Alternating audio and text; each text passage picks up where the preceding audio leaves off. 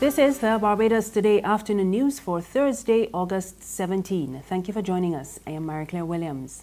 We begin with a weather update. Barbados is now under a tropical storm warning after the area of low pressure east of the island was upgraded to a potential tropical cyclone number 9.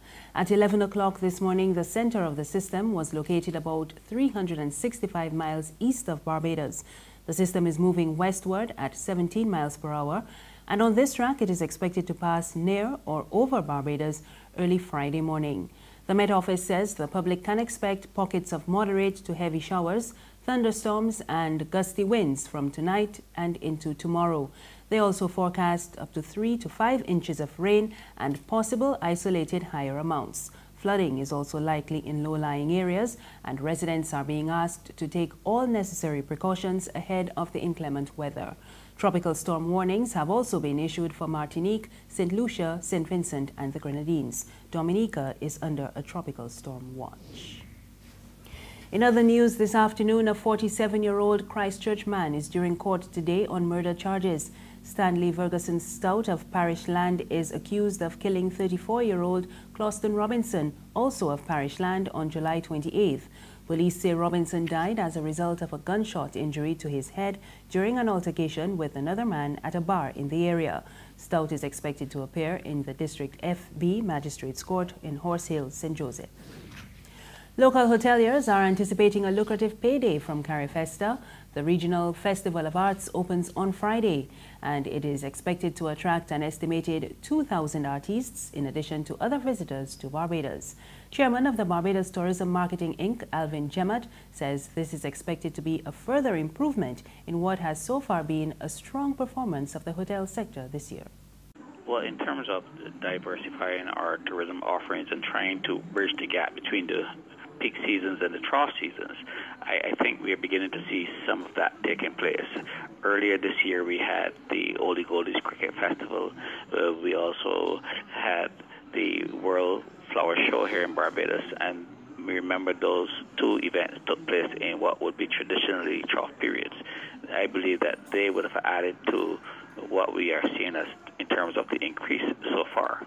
The Carifesta Festival also comes at a time when we would normally see a bit of a fall off right after crop over. But coming right behind crop over, I think that the Carifesta Festival will add to our numbers as well. Tourism Minister Richard Seeley is hailing the inclusion of more local chefs in this year's Food and Rum Festival. Seeley was addressing last night's launch of the November 16 to 19 Culinary Festival at George Washington House. He says this is an indication of the Food and Rum Festival coming of age. We have a number of other chefs as well, but the major chefs, the headline chefs, of course, are mainly Barbadian. And I think that is a sign of coming of age. And that doesn't take anything away from the international chefs as well. De La Rosa from Canada is of Trinidadian extraction and very well known. Jan Georges, of course, has his famous restaurant in Columbus Circle in New York City. So we have international chefs as well. So you still have the combination, the exchange, the interplay of the local with the international. But we are still saying that we think that we are not only saying that we are the culinary capital of the Caribbean, but we are saying that we have the talent, the homegrown talent, to back up that claim. And that is what the 2017 Food and Rum Festival is all about. It is about a classic example of how you can see a festival coming of age. We were importing the talent in the main before, but we have effectively seen the crossover. We have gone over the Rubicon, and now we see the locals are taking up the challenge. There are fresh plans to revive the Andrews Sugar Project in St. Joseph. Nearly 18 months ago, the High Court upheld an injunction by Andrews Great House owner Emil Elias to shut down the $250 million venture. But now government is heading back to court to argue that the wrong officials were sued.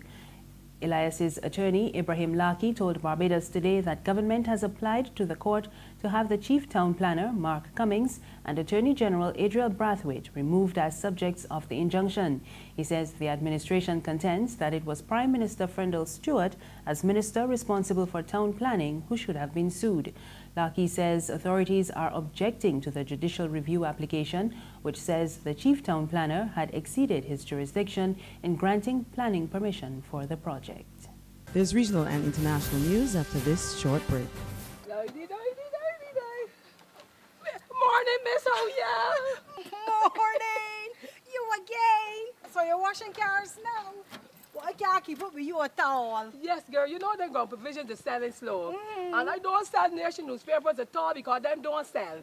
So I washing cars now. I like to get up before 8:30 because I can't take the hot sun. You want the car wash? No, not today. It clean. But you're going in very early though? Yeah, I just going early so I can read the Barbados Today online before work starts. Right. But you can still let me clean the window for the $2. At least it's still cheaper than the nation newspaper. All right. I got a special boo here that I got it shining. Thank you. Enjoy your day here. You too. All right. What that paper is? She can see clearly when the dirt is gone.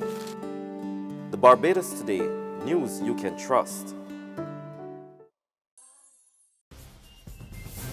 Thank you for staying with us. We're back now with news from the region. A recovery task force has been established in the British Virgin Islands following recent heavy rains that devastated sections of the territory. The task force will, among other things, facilitate and ensure the use of financial and technical resources in the recovery process. Some of the priority areas include coordinating and leading the recovery, infrastructure and utilities, finance and economic management, as well as aid management.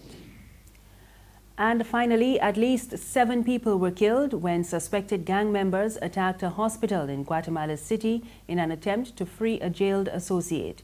The individual was there under police supervision for a checkup. We get more in this Reuters report. Weapons drawn as police close in on a Guatemala City hospital on Wednesday, surrounding it from every angle. It's a hunt for suspected gang members who attacked the building earlier, killing 7 people and injuring 12 others in an effort to free a jailed associate who had come in for a medical checkup. Gang members stormed the hospital armed with rifles. 3 security guards and a janitor were among those killed. Bullet holes and bodies in the streets, evidence of the brutal attack. We are united with other countries to fight against these criminal gangs that are causing the mourning day by day of Central American families. The majority of criminal acts are linked to drug trafficking, extortion, gangs, assassination, abduction, and the illegal trafficking of firearms. 5 of the 7 suspected gang members have been arrested by police.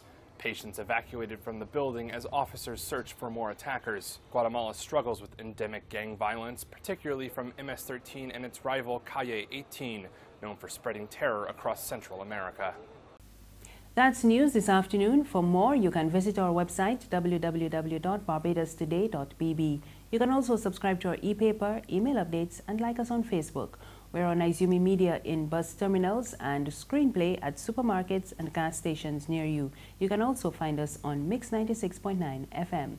I am Mary Claire Williams. Have a good afternoon.